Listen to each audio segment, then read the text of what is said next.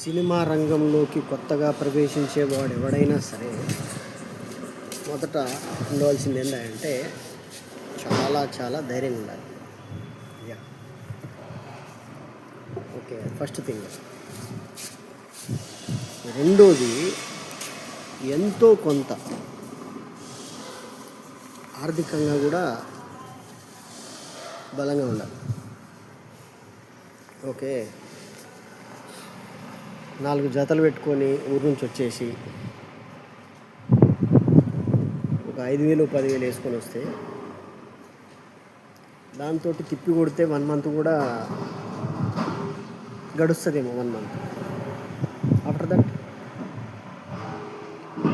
ఇక్కడ రాగానే మనకు ఎవడు పిలిచి గ్రీన్ కార్పెట్ వేసి రెడ్ కార్పెట్ వేసి ఓహో మీరా మెగాస్టార్ గారు రండి అని కూడా అన్నాడు. ఓకే, ఆడు ఎవడు మన అంటే వాళ్ళని నేను డిగ్రేడ్ చేస్తలేను. బెగ్గింగ్ చేసేవాడు ఇంటింటికి ఎట్ట తిరుగుతాడు, ఇది కూడా ఒక రకమైన బెగ్గింగే. కాకపోతే ఎవరితోటి పని అవుతుంది ఎవరితోటి పని కాదు అన్న ఇంటెలిజెన్సీ నీకుంటే, ఎవరిని టచ్ చేయాలి ఎవరిని టచ్ చేయొద్దని అన్న ఇంటెలిజెన్సీ నీకుంటే కొంచెం స్ట్రెయిన్ తగ్గుతుంది మెంటల్గా, ఫిజికల్గా అండ్ ఫైనాన్షియల్లీ ఆల్సో.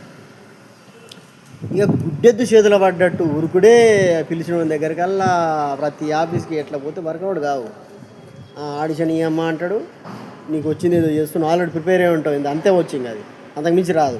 వాడు ఏదని చెప్తే ఇటు చేయలేడు. నేను చాలా చూశాను అలాంటివి. అది వర్కౌట్ కాదు. నువ్వేమనుకుంటావు, అరే నేను బాగానే చేసినావు అనుకుంటావు, ఎదుటోడు చెప్తాడు కదా నువ్వు బాగా చేసినావో లేదో. So what I'm trying to saying is, యుద్ధానికి వెళ్ళేటప్పుడు పదునైన కత్తి ఎంత అవసరమో సినిమా రంగంలోకి వచ్చే ఎవరైతే యాక్టర్స్, పర్టికులర్లీ నేను మాట్లాడేది కేవలం యాక్టర్స్ గురించే,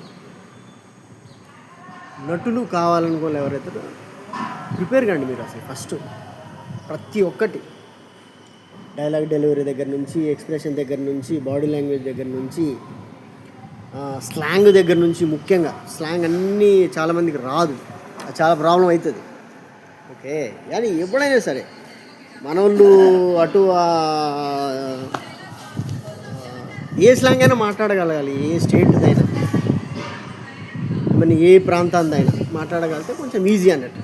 అంటే నేను చెప్పేది ఏంటంటే నటుడు అనేవాడు అన్ని విధాల స్విచ్ ఆన్ స్విచ్ ఆఫ్ అలా అయితేనే వర్కౌట్ అవుతుంది మావా.